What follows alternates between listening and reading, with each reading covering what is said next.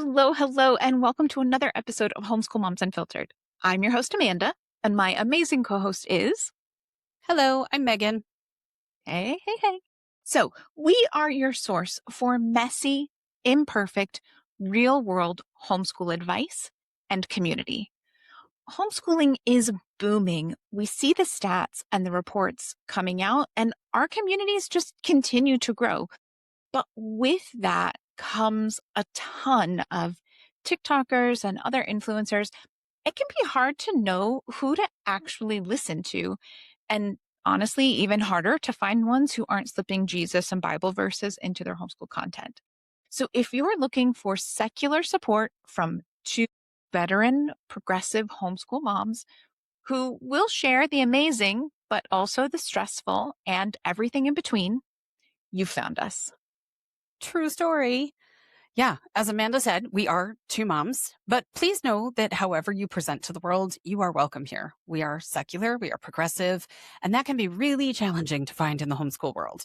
So if you've been hanging out in Facebook groups for homeschoolers and the posts are rants about how public schools are part of the communist agenda, or they've got their panties in a twist because they saw a rainbow on a book cover at the library, we feel you. We're in those groups too. But that is not the vibe here. So you can settle in and relax with us. Right? There were the San Francisco Giants pitchers who were like, we have to put the Bible verse on our hats during the Pride game. Like, are you kidding me? Uh-huh. Sit down. You're fine. Okay. So anyway, it can be easy to feel alone or isolated or outnumbered in those groups. But we look at the stats about homeschooling and we know that the secular and what one study we recently read referred to as liberal segments of homeschooling, they're growing faster than the segments who believe polar bears boarded an ark in the desert. So you are not alone. There are so many of us, something like 1.5 million of us in the United States. If it feels like you're the only blue dot in your very red homeschool community, you probably aren't. But either way, we're glad you found us. We're glad you're here. Exactly. Yeah. If you've been looking for people who can see a rainbow without automatically going, God's promise, or people who didn't show up to the Orange Clowns front lawn spectacular because they just love UFC fighting so much, Nate Bargatze. If you're looking for people who will affirm that a woman should have autonomy over her own body, that a Black teenager should be able to wear a hoodie and not have it potentially cost them their lives, or that being brown or speaking Spanish doesn't inherently make you a violent criminal who should be given a one-way ticket to El Salvador, which isn't even the country you probably came from. But okay, then there was something on Fox News a number of years ago where they referred to all of Central America as Mexico at one point. So they can't even tell the difference. It's not like they No. realized. But anyway, you have found us. So do yourself a favor, hit follow now before we jump into today's topic so that you don't have to feel alone among the red hats at Homeschool Co-op. Again, you will know you have like-minded homeschool friends. Yes. Yes. Look, and while we definitely have strong opinions about all kinds of things, let's be real, we like to actually support our statements. So if you would like to explore the studies that we're referring to, like when we said 1.5 million progressive homeschoolers, or maybe you're struggling to find your community, we wrote an ebook. It's like 60 pages. It's nothing crazy. It's currently available for download over on our Patreon community. The title is How to Build the Secular Progressive Homeschool Community You Wish Existed. It is just one of a ton of resources that we have built over the years that are things we wish existed when we were new and cobbling information together and honestly just trying to find our way on this crazy homeschooling journey. So, in fact, over on our website, which I know it's hard to find, but it's called homeschoolmomsunfiltered.com, or you can actually just find the link in the show notes if you're open to looking at the show notes. I never want to look at the show notes. Anyway, anyone who heads over to the website can find information on all of those resources, from our books to online courses, coaching sessions, our unit studies, literally anything and everything that we have created to help you feel confident and successful while homeschooling. We have tried really hard to make you feel supported, so you know that we've got you. Yeah, we sure do. And we just keep creating more stuff. So stay tuned. Give us a follow wherever you're listening, on social media, even over on Patreon. There's free follow options over there so you can scoop up as much Homeschool Moms Unfiltered information as possible. Yes, because everyone wants more of us in their lives, right? Uh, I mean, anyway, so I kind of feel like I should say drum roll, please, right now. But our podcast today will ironically be about podcasts. The data ranges depending on the source, but it is estimated that anywhere from 30 to 50,000 podcast episodes are released worldwide on any given day. A single day. We're not talking a week or a month, like a single day. And that is a lot of content. Now, granted, not all of it will be kid friendly or even appropriate for your family, but it is still a lot of information being released out into the universe for consumption. Obviously, if you're here listening to us, you're generally on board with the whole idea of podcasts. But today we'll be discussing how this medium might fit into your kiddos' homeschool experience. Yeah. And we'll also share some of our kids' favorite podcasts. So we would love for you to do the same in the comments because with an average, let's say, of 40,000 podcasts being released daily, there's just no way to know all the amazing stuff that's out there. There are surely hidden gems out there that we're all missing. So let's cross pollinate a little bit in the comments. Yeah, no, absolutely. I'm pretty excited to see what other people have to recommend. So, where would you even begin sifting through 30 to 50,000 episodes a day?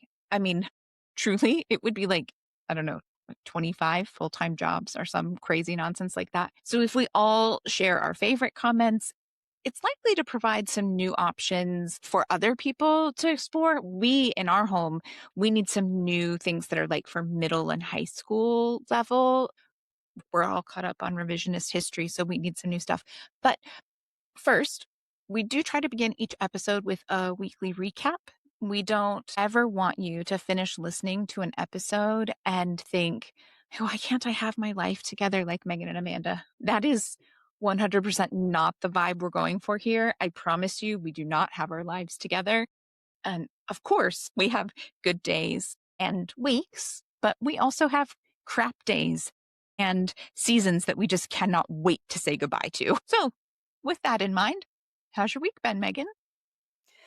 It's been pretty good. My daughter, who is 17, just got back from the US. She went for a conference for advanced weavers, or not so much advanced in skill level, but people who are weaving more complex structures.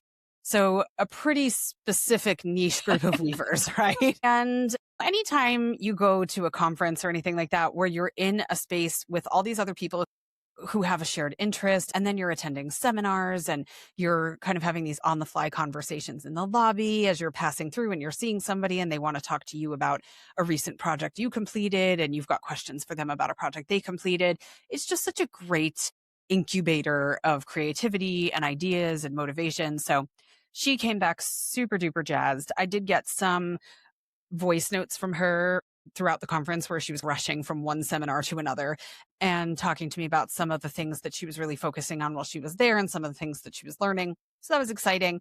But then when she came home, she gave me an even bigger digest on that particular focus.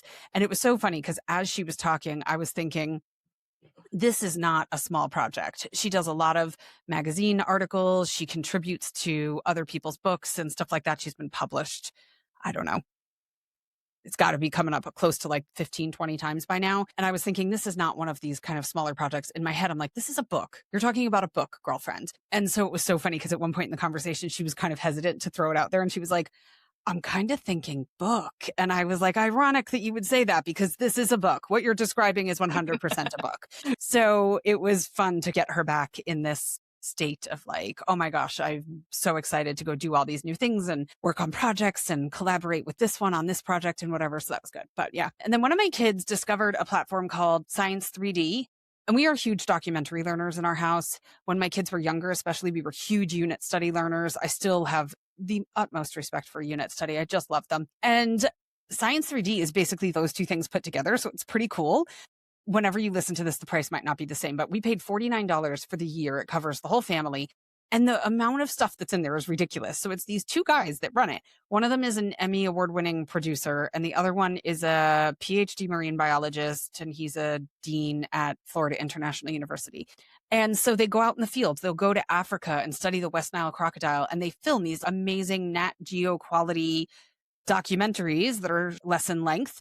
And then there's all these different PDF files in there that are complementary books and lessons and questions to be critically thinking. And we kind of discovered it at the perfect time where it's summertime and learning is a bit lighter. He has a less of a class schedule. And so he's just kind of been sucked into learning about canopy critters in Costa Rica and the West Nile crocodile and the great white shark and all these other, I mean, they're just, the videos are freaking amazing. I love a documentary, so I was happy. But yeah, so check it out if you haven't. I'll put it in the notes so don't be Amanda, go look at the show notes, because I think the website is not science3d.com. I think it's science3d.education. So I'll link it so that it makes it easier for you to find it. But yeah, and then my only other life update is a while ago on the podcast, I shared that I got a yoga mat and that I was going to do Adrian's 30-day yoga journey on YouTube, which I've done before, but it felt like a good way to get back into it.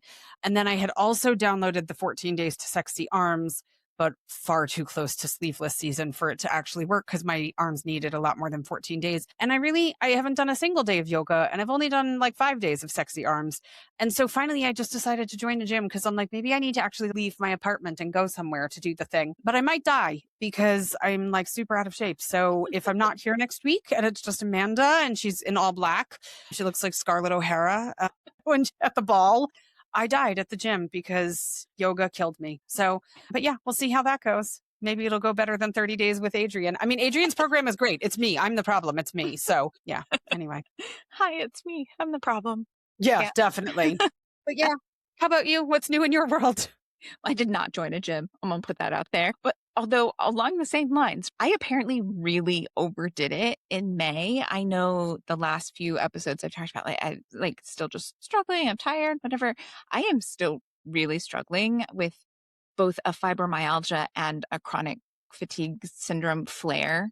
I had to break out the TENS unit last week because my pain levels were just really bad. And I really needed it to be back under the cries from pain level of things. So it's creeping back up again, which is unfortunate. So yeah, that sucks. Thankfully, it hasn't been all bad days. There have definitely been good days where I can do things with my kiddo and all of us can go out together as a family. We recently did like a escape room that was on a college campus kind of thing. It wasn't a room, it was all over the campus and you had to find clues and solve puzzles and things like that. So like a How fun fun. random thing, yeah, to do together. It's just that those days are almost always followed by really rough days because that's how flares work and that's how PIM works. So I mean, yeah, if you have a chronic illness, you're sitting here going, yes, I wish people understood. It's a total roller coaster, literally.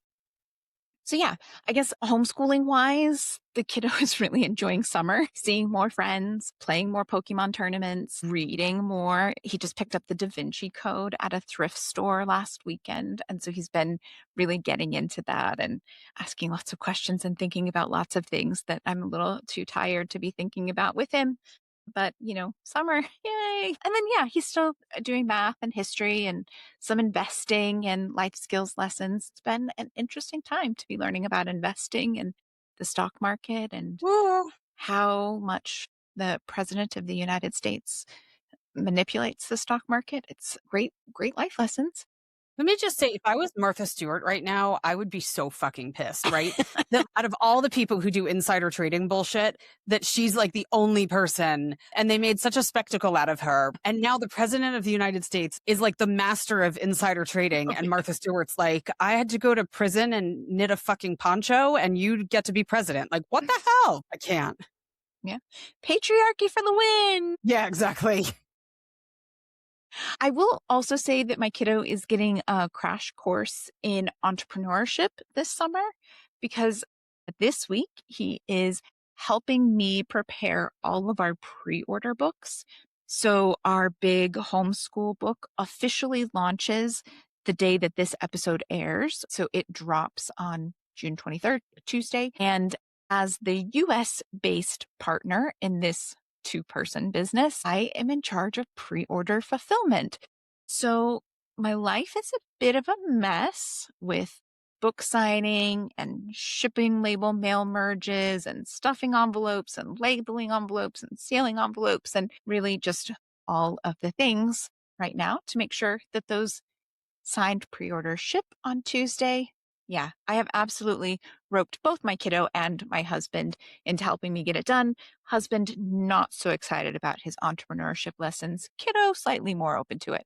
I'm not going to lie, when I agreed to be the initial order fulfillment warehouse in my 2-bedroom condo, I thought we were talking like 20, maybe 25 pre-orders. I did not think it would be well over 100 books, which, look, I mean, it's cool. I can't sit here and complain that we sold too many books, but also someone stop me if I ever again agree to do this at some point in the future. I'm just saying we need for our social media channels a picture of your smart car with 100 and whatever books on the way to the post office. I 100% need this photo to be able to share because it's going to be a situation. You're going to look like a Richard Scarry cartoon or something. It's going to be amazing.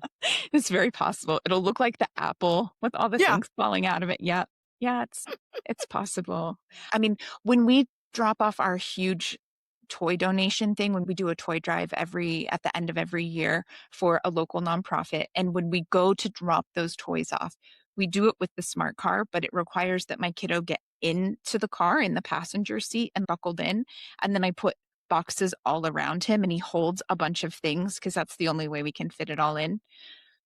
I'm anticipating it's going to be a similar kind of thing. We'll see. We'll make it Yeah. work. Good times. Yeah. All right. Okay. So podcasts. Certainly something we know a bit about from an advice and how-to perspective. But today we'll be exploring podcasts as an educational medium for our kids. Yeah, I'm excited. It's going to be good. Now, if you've listened to the podcast for any length of time, it will come as no surprise to you that I am a giant history nerd. So while we were planning for this episode, my wheels started turning about how podcasts came into existence and why, and when was the first one, and all the questions started forming. So I did the rabbit hole thing, and the story's pretty cool. So around 2000, 2001, there was a software developer named Dave Weiner who was working on RSS feeds, which I had never heard of until we had a podcast. But interestingly enough, it's been about 25 years since he was working on this thing. And we still use RSS feeds today to put our podcast out. We put our podcast into a repository, and then the RSS feed somehow magically through the power of the internet sends it to iTunes and Amazon Music and I don't know where else, Castbox and wherever you're listening, YouTube, Patreon, it goes to all these places through the RSS feed. So before podcasts, his purpose with the RSS feed was to allow written blogs to automatically send updates to subscribers. And this guy added a feature called enclosure, which sounds a whole lot like attachments. So I'm not sure why he didn't just call them attachments, but you could use this enclosure feature to attach a media file to your RSS feed. And that kind of paved the way for podcasts to exist. Now, at the same time, this guy, former MTV VJ Adam Curry, was experimenting with automatically downloading files, music files from the interwebs to his hot new technology, known as the iPod. So he was like, how can I get music automatically onto my iPod? And he created a software program that would go grab that audio from the RSS feed and put it on the iPod. So neither one of them set out to create the thing that podcasting is today. I don't think they knew each other from what I could tell from the research that I did. It wasn't like they were in cahoots to create this thing, but long story long, podcasting now exists. So I just thought that was super cool because I love to see how people's curiosity and their willingness to experiment changes technology and society really in new directions and unexpected ways. So fun story for the day. Now you know how podcasts came to be. Yeah. I find that kind of stuff interesting. I like random facts. I had no idea. All right. So, anyway, this gets us thinking. Podcasts are still a relatively new medium in the grand scheme of entertainment and education. Most of us grew up thinking of learning as something that happened through books, through lectures and worksheets and classrooms. Podcasts, those were often lumped into the entertainment category right alongside music and talk radio and other general road trip distractions. And look, I'm not going to lie, a lot of podcasts still fit there. But there's also a growing number of podcasts that are far more PBS programming than Entertainment Tonight programming. So this episode is going to be a bit like our graphic novel episode earlier this season. Because the thing is, not that long ago, graphic novels were widely dismissed as not real reading. But if you listen to that recent episode, you know that the research tells a much more nuanced story. And today, many educators recognize graphic novels as a legitimate and valuable way to engage with stories, ideas, and information. So we, as in Megan and I, know anecdotally that our kids love a good podcast. But the Homeschool Mom Unfiltered way is data driven. When we talk about anything from play-based preschool to phonics instruction to, yes, podcasts, we don't want to show up and just say, well, this works for us, so surely it's good and you should do it too. We dig into the data and we'll link it in the show notes here for you, just so you can do more too. You can listen to us and then you can go to the show notes and dive in to the actual data that we use to inform this episode. So, our overall roadmap for today is to explore if there's a chance that we've been underestimating the educational value of podcasts simply because they don't look like traditional learning. Now, our first area of exploration for today is a comparison of listening and reading comprehension. And Amanda is the reading instruction whiz around here. If you want to talk about phonics curriculum or whatever else, you go book a session with Amanda. That's what she does. I don't do that thing. So I am totally going to toss it to her to get started for a couple of reasons. Number one, she was super duper excited for this episode topic. And number two, Amanda has a lot of strengths and skills and niche interests. Pronouncing names is not one of them. And we're not even just talking super unique ethnic names. We're talking all names. So the first study we're going to be looking at today was written by a Norwegian guy with a name that for us as Americans looks like alphabet soup. And I thought, this will be fun for Amanda. Let's get into this. Yeah, this will be fun. It's like when you tell your kids, like, I know you hate it, but maybe it'll be better than you expect. Like, it's not going to be better than we expect. Yeah. Okay, so let's start. We're going to start with listening and reading comprehension because for many learners, the similarities are remarkable. So, all right, here we go. H.N. Hetland. Again, honestly, I have no idea if that's right. And I'm so sorry to him if I butchered it. But you can find the link again in the show notes. It is to the actual study with his name at least spelled correctly because even I can manage that. So anyway, he and his colleagues reviewed 64 longitudinal studies on preschool predictors of later reading comprehension. Their work supports the broader literacy finding, as in beyond preschoolers, that oral language skills, including listening comprehension and vocabulary are deeply connected to later reading comprehension. In other words, they determined that learning through your ears may have more in common with learning through your eyes than we tend to assume. So the authors concluded that listening and reading comprehension share many underlying cognitive processes. The research shows that when you listen to information, your brain isn't just passively absorbing sound. You are making connections, drawing conclusions, predicting what comes next, and building understanding, just like when reading. This should be a little intuitive for us. I mean, how often do we listen to things and realize that we are making connections? We talk all the time as homeschool parents and caregivers, yes, you can give it to kids, but a lot of times they get so much more out of the conversation afterwards, the discussions that you have. This kind of still plays on that. Comprehension is comprehension. Whether information enters through your eyes or your ears, your brain still has to make sense of it. Understanding a concept, identifying the main idea, remembering details, and connecting ideas happen from both forms, whether you read it or you hear it. The real learning happens after the words enter your brain. So, decoding written words is different from hearing spoken words. We're not arguing that. But once the meaning is being processed in your brain, many of the same cognitive skills come into play. So listening is not a passive activity. We sometimes treat listening as less educational than reading. The research suggests that effective listening requires attention, interpretation, memory, and critical thinking. And look, this is not new to us. How many of us are like, you have to actually actively listen? These are the things that go into active listening. Active listening, it matters. It makes a huge difference in what you understand, what you retain.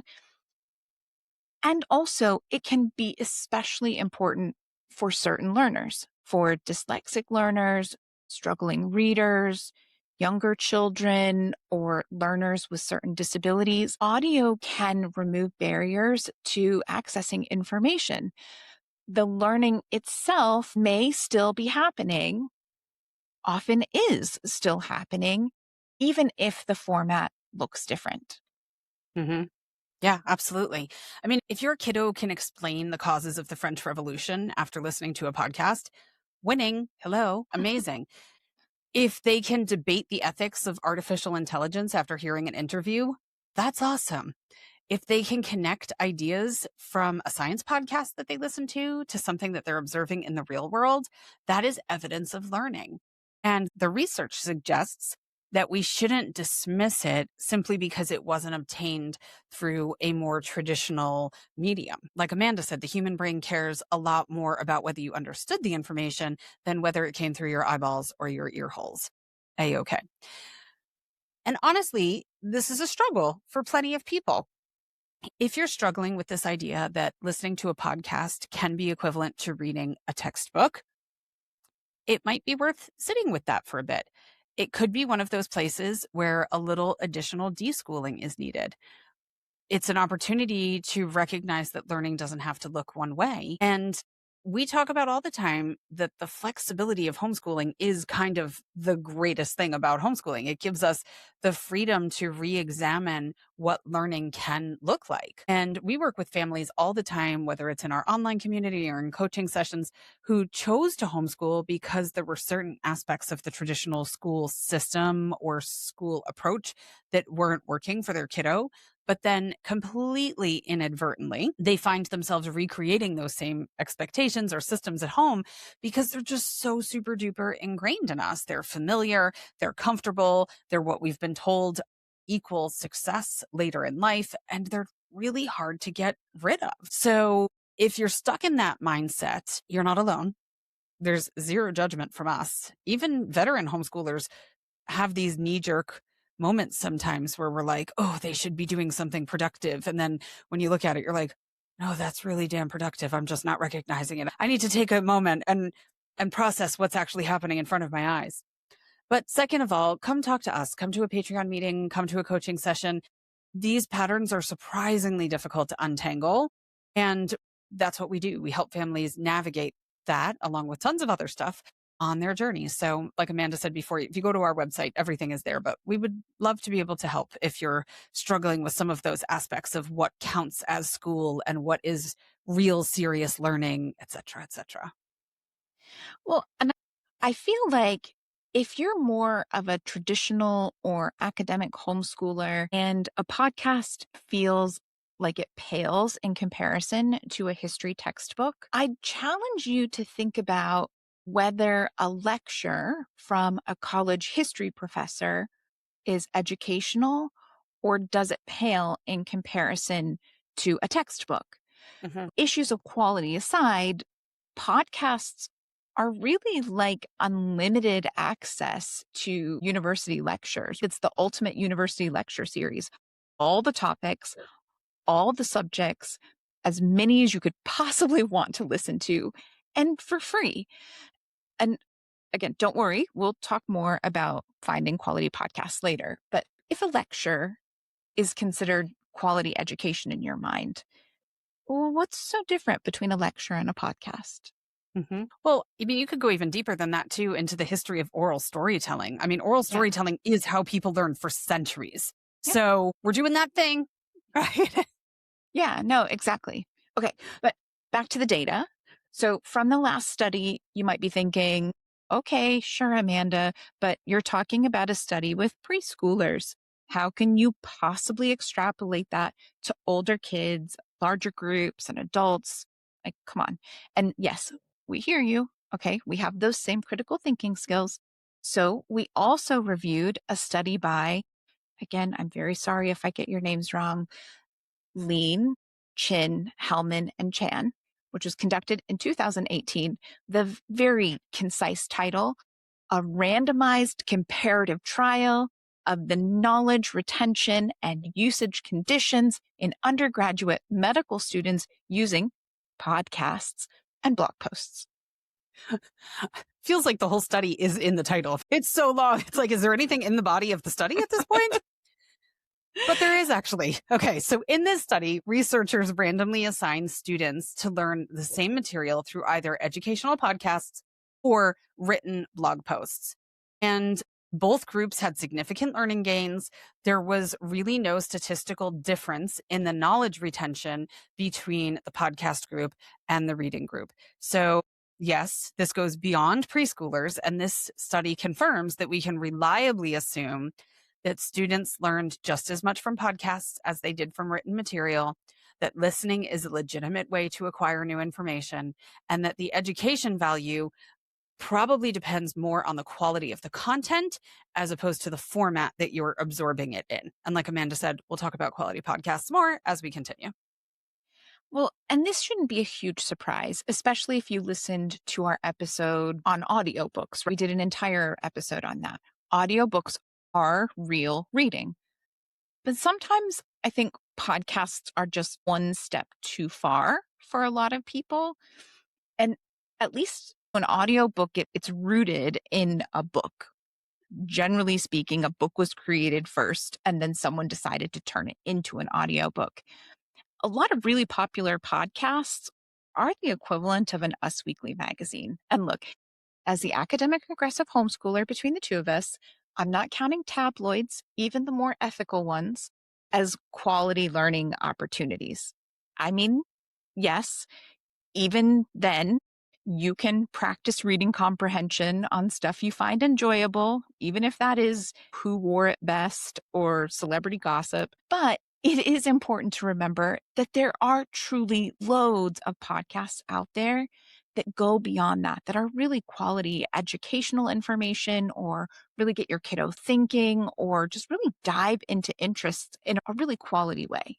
Okay, so we know that listening isn't automatically a lesser way to learn. I mean, again, hello. Lectures and paid speakers have relied on listening for learning for literally centuries upon centuries. We know that understanding information can happen through multiple formats. And overall, it seems like the brain probably cares more about whether the information is understood than how it arrived at its destination. If we're talking specifically about reading comprehension, what does that look like when it comes to learning retention and audiobooks or podcasts? Oh my gosh, I'm so glad you asked because there happens to be a study. No, I don't believe Okay. it. Yes. Study. I'll mess up the names here too because A, they're challenging, and B, then you'll feel right in the mix. Okay. Study by P.B. Goff, not sure, and W.E. Tunmer. It's called Decoding, Reading, and Reading Disability. And they did note differences between reading and listening, which makes sense. They are two very different activities. So they stated that reading requires decoding in a way that listening does not. However, once those words are understood, many of the same comprehension processes, neurological processes are involved. So you're still making connections, drawing conclusions, building meaning, remembering information. And this study confirms for us what we say on our podcast often, but it's good to have validated studies that back it up. So it's not just us being like, this is what we think and take our word for it. But they confirm that listening is not passive, which I'm a huge audiobook girl and also have raging ADHD. And so there are plenty of times where I can confirm for you that listening is not passive because I kind of come to realizing I'm the good chapter beyond where I last comprehended anything going on in my book. My brain went on a journey someplace far, far away from the text of that book. And then I have to go back and figure out where I was and what the heck is going on here. And so, yeah, listening is not passive. You actively have to be engaged in the thing you're listening to. I can validate that for you all day long. This study also confirms that understanding spoken information requires attention and comprehension, that many of the same mental processes are involved in both listening and reading. And again, that once comprehension processes are activated, the retention is similar. Yeah. And look, we are not sitting here saying, oh, don't teach your kids to decode words. They don't need to be able to decode and read. That's not what we're saying. Okay. Stick with us. We understand there are differences. We're not advocating one over the other. We're advocating both. The idea is once you take in the information, the comprehension processes are pretty similar, which also means retention is going to be pretty similar. If the process up to retention is about the same, then retention is going to be about the same. Again, assuming we're talking about learning styles and taking all of that into consideration. I know I always loved a good lecture in college. I personally really liked it when I would have a class where the professor covered everything from the textbook during the lecture and like writing it on the whiteboard. For me, that meant I rarely had to crack open the textbook. Sometimes I didn't even buy it, which was a real money saver when I was in university. My husband loves a good TED Talk. My kiddo loves both a good lecture and a good TED Talk. So it's no surprise that he loves podcasts. All of that said, we mentioned it before, it is important to not forget the accessibility factor when it comes to listening versus reading. For some learners, audio isn't just a preferred learning style or a convenient way to take in information. It is freedom. Mhm. It's liberating. It's their chance to actually access it. It's the key to unlocking information otherwise unavailable to them. A dyslexic learner may be fully capable of understanding complex ideas, but if they spend so much mental energy decoding the text, the actual content gets lost along the way. Audiobooks and podcasts can remove that barrier and provide direct access to information. The same can be true for learners with visual impairments or certain processing disorders, chronic illnesses that make reading difficult, or even kids who simply focus better while moving their bodies. If you need to be riding a bicycle or jumping on a trampoline or even just wiggling all over the place and you're trying to hold the book and read this tiny font, it's not going to work. Mhm. In those cases, listening isn't a shortcut, it's an accommodation that allows learning to happen.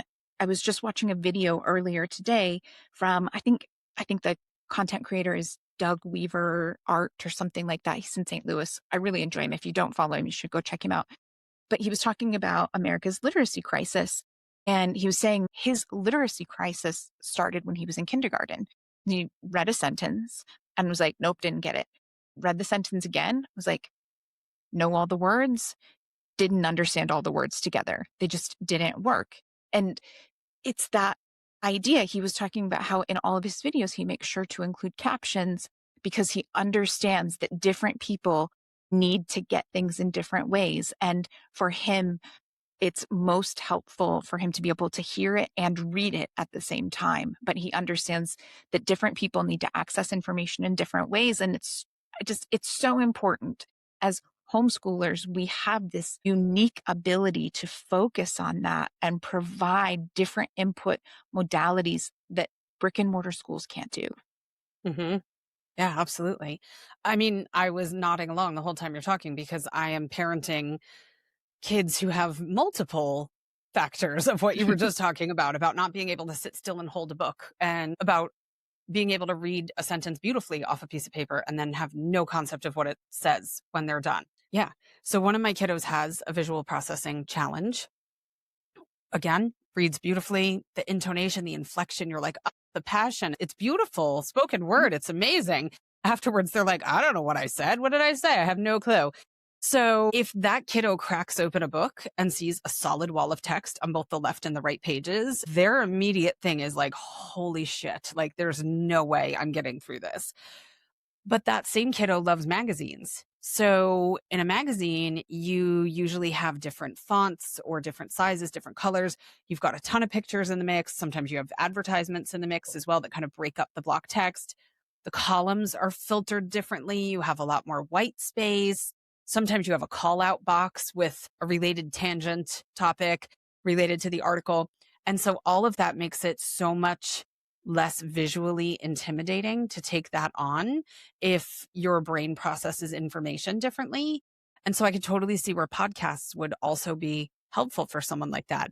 There's a meme that floats around where one person says to this other person, "You want to watch an 8-hour movie?" And the other person is like, "No, why would I want to watch an 8-hour movie with you?"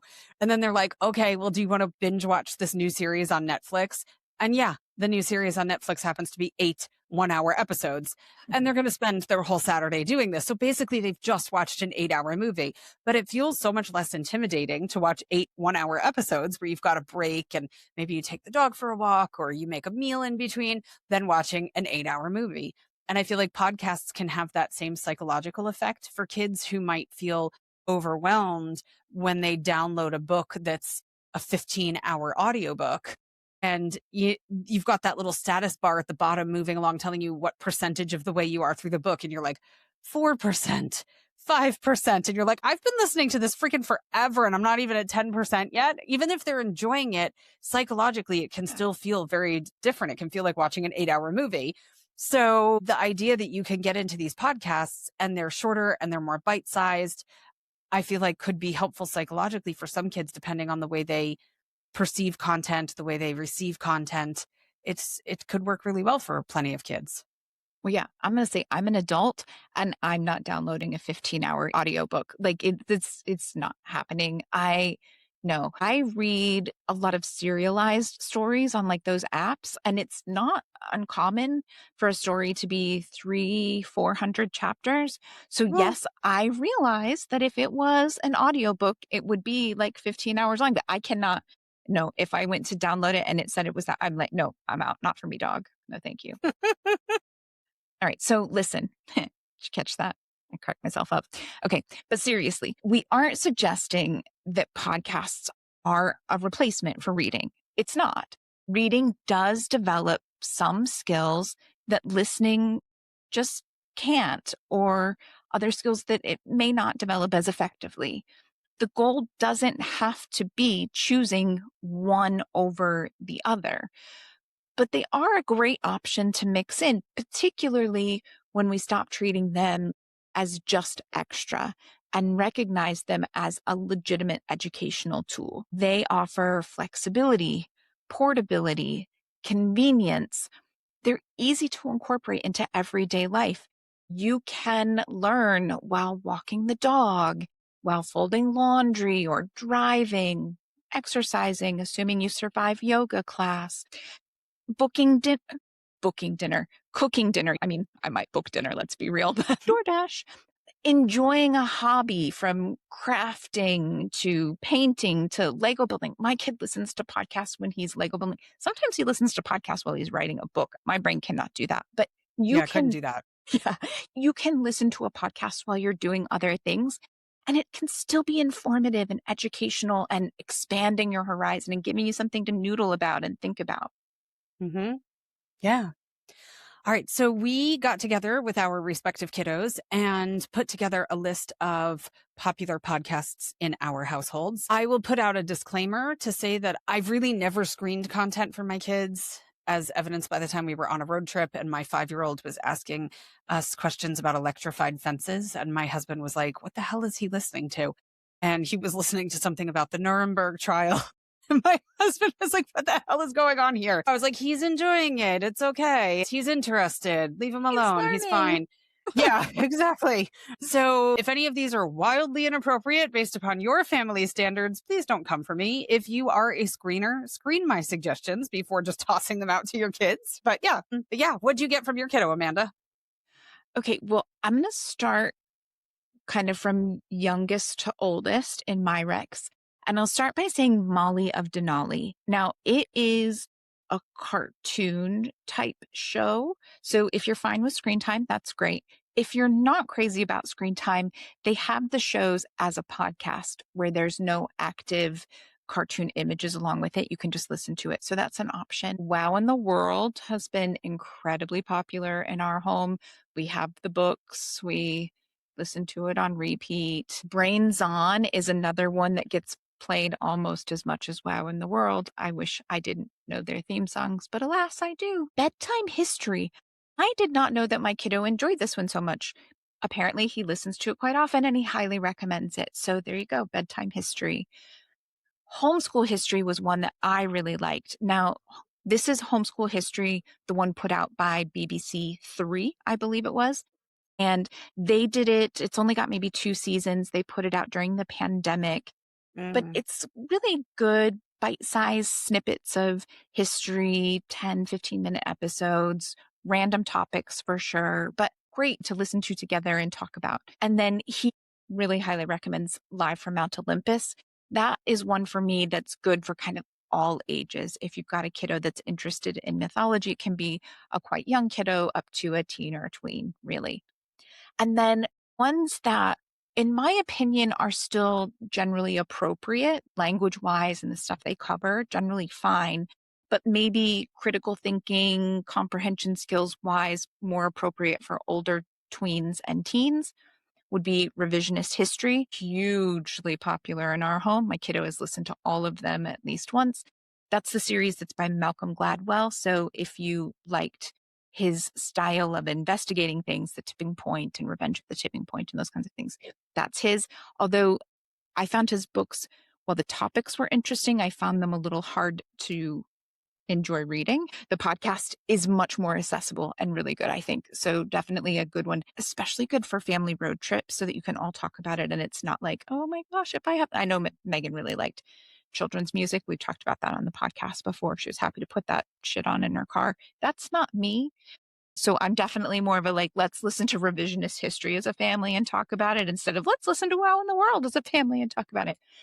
And then on our list to listen to in the coming year, we haven't done it yet, but I've heard great things, is the preamble by Sharon Says So. I know that's not her actual name, but that's her social media handle. So that's what we're going to go with. I like it. Yeah. Okay, so I did not organize mine completely I mean, I kind of organized them by age, I guess, actually. So my kids are older teens at this point. So some of these things they're not still listening to. Some of these they enjoyed when they were younger and they look back upon fondly. Things like Smash Boom Best, which is a debate focused podcast. My youngest child was super duper into that. He was also taking a bunch of debate classes. This is a child who should probably not be taking debate classes just for my own sanity because he's already pretty good at debating. And then we gave him a podcast and some classes to sharpen his debate skills. My husband was like, "This is self sabotage. Why are we doing this?" And I was like, "Because he's enjoying it and he's into it. So let's cultivate that." So he loved that one, Freaking Out, which is a super popular one. So a lot of people have probably heard of it. But there's also a Nat Geo focused Greeking Out that mixes in more world history content. So that's pretty cool. A World Without, if I had to guess, I think this one has some language in it. I'm pretty sure the hosts of this one are British as well. Because for a while, when my youngest kiddo was quite young, he was listening to it because his older brother was. He was using words like zebra because he had picked up. He was like Madonna for a while, where he had a British accent out of nowhere. And I was like, all right, then. Can I just say, I had this with my husband for the longest time. He was calling it like Tesla. And I was like, it is not Tesla. But he was listening to all of these British car shows, and that's how they always pronounce it. There's always the end at it. Like when I lived in England, I was Amander, and I was like, it's Amanda. It's not that complicated. Like, it's duh. So yeah, I feel that pain. I Yeah. understand that. I mean, he's almost 15 now, and he still all the time goes, "What are you on about?" Which is so British. But it's because he consumes so much British content that he's got all these different British slang and pronunciations that just kind of randomly come out. And I'm just like, all right, then. What are you on about? Give me the Yeah. aluminium. All right. I just Yeah. need aluminium. I know. Yeah. Yeah. I know. My daughter busted out courgette the other day. So yeah. But A World Without takes a random object or concept, one in every episode, and imagines a world without that thing. So one time it was a world without circles. And then they go through a gazillion different scenarios of what the world would be like if there were no circles. And my kiddo loves to kind of needle things and take them apart. And so that type of thinking is just all him. He loves that stuff. So there's Ologies, which is a science podcast.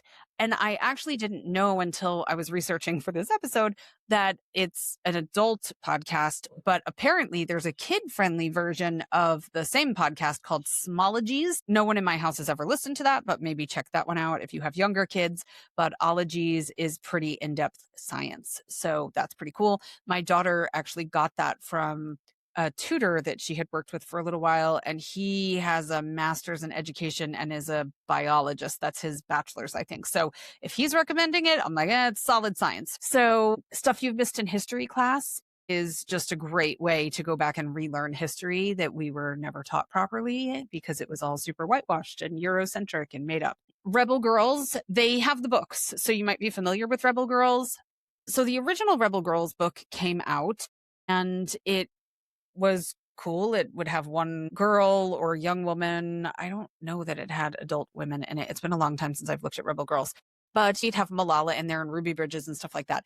They have since put out other books, and I love how inclusive their books are, where they've got one on rebel girls who were immigrants and things like that. So love that. My only complaint about Rebel Girls is that they oftentimes don't go deep enough. So I teach a lot of feminist history on OutSchool, and sometimes I would have students who would come to me and they could recognize Malala, her picture, but they didn't know that the Taliban had shot Malala. They just knew that she wanted girls to learn, and isn't that great? And I was like, you can't really teach that. I was teaching it to 7, 8, 9, 10-year-olds through a lens of religious extremism and all of this. Like, you can do that in an age appropriate way. So I feel like Rebel Girls fall short in that sense. So if you're going to dig into that podcast, I would supplement the shit out of it. But anyway, Who Did What Now is an adult podcast, but it's done by a woman, British. So your child can develop a British accent if you'd like that to be one of the features of your life. But she's a historian and I think a sociologist. And so she does amazing content, and just her storytelling abilities and her energy, and love her. 99% Invisible. It's very similar to A World Without. So if you have a kid who likes one, they might like the other. I have no clue if it's got language in it because I didn't listen to it from that perspective. So the whole focus is hidden stories behind everyday things. And one day my kids had one on that was about doors. Why do some doors push and some doors pull? The psychology of design behind doors. So just really random stuff that people like to dig into and do these kind of rabbit hole things.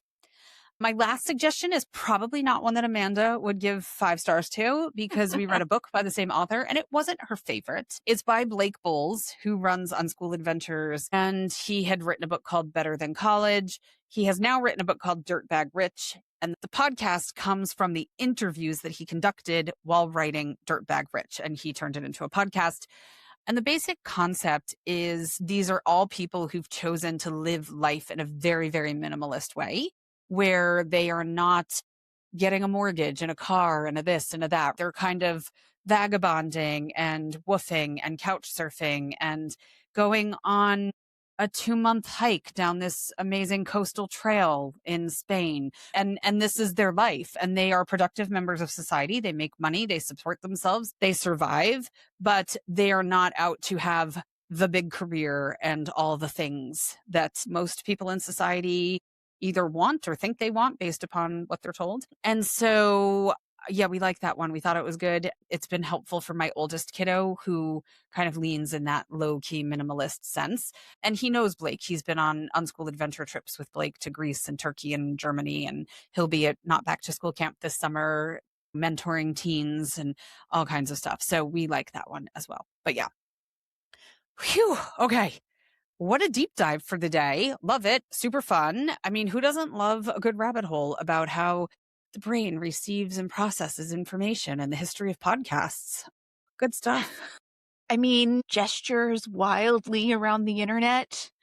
I think plenty of people don't, but the fact that we do is what makes us perfect candidates to homeschool our kids, I would say. Good point. Valid point. Yeah. All right, friends. So share the podcast that your kids love in the comments. If we can get a really nice, healthy list going, we'll make it available as a free resource over on Patreon that everybody can go download. And that way you can keep finding new ones and keep learning fresh and curiosity alive with your kiddos. So yeah, comment. We would love to see them. But for now, we will end our episode as we always do with our mantra. And this week's mantra is: the goal was never to raise kids who consume information in one specific way. The goal is to raise lifelong learners who never stop seeking information. Yeah. Good stuff. So yeah, thanks for tuning in today. We hope our conversation offered some fresh perspective, some data. If you love data as much as we do, go read the full study if you want to. The links are in the show notes. And hopefully opened up some new pathways for learning through podcasts and other mediums that might not be traditional or as widely accepted, but have a lot to offer on our homeschool journey. So yeah, thanks for joining us and happy homeschooling. Yeah, have a great one.